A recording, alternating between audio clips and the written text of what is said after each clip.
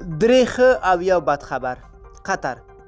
قطر کې د طالبانو د سیاسي دفتر ویان سهیل شاهین وایي چې د دې دفتر مشر ملا برادر د امریکا بهرنیو چارو له وزیر مایک پامپیو سره ویډیویي کنفرانس له لارې د بین الافغاني خبرو د پیل او روان وضعیت په اړه خبرې کړې دي. شاهین وایي چې په دغه ویډیو کې کنفرانس کې د امریکا د بهرنیو چارو وزیر د لوی اختر په مناسبت د طالبانو لخوا د اعلان شوي اوربند هرکلی کړی دی. د پاکستان صدر اعظم د افغان سولې په پروسه کې د همکاریو ډاډ ورکړی.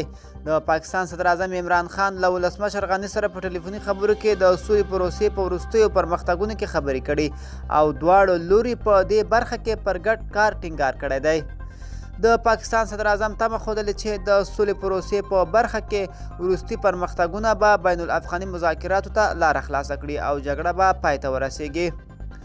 دواړه لوري د اقتصادي همکاریو او له کرونا وایرس سره پر ګډې مبارزې همکاري کړې ده. اسلام آباد د افغانستان سفارت.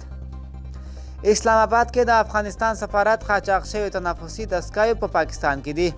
پاکستان ته د قاچاق شوي تنفسي دستګاوو په اړه په اسلام آباد کې د افغانستان سفارت په یو وضاحت لیک کې لیکلي دي چې دغه تنفسي دستګاوې په پاکستان کې دي او قاچاقبران د 8000 امریکایي ډالرو په بدل کې سپارلو ته چمتو دي.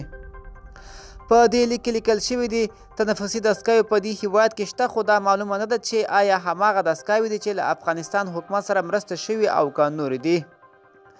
په دې لیک کې راغلی دي چې له سفارت سره د قاچاقبرو د استازي د معلوماتو پر اساس دغه تنفسي دستګاوې هماغه دي، خو سفارت بهرنیو چارو وزارت ته په استولي لیک کې له خپلې خوا د دې ادعا په اړه شواهد نه دي وړاندې کړي.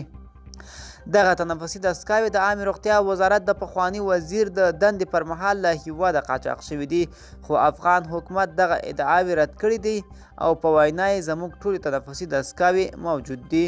تر اوسه بهرنیو چارو وزارت د دې لیک په اړه څه نه دي ویلي.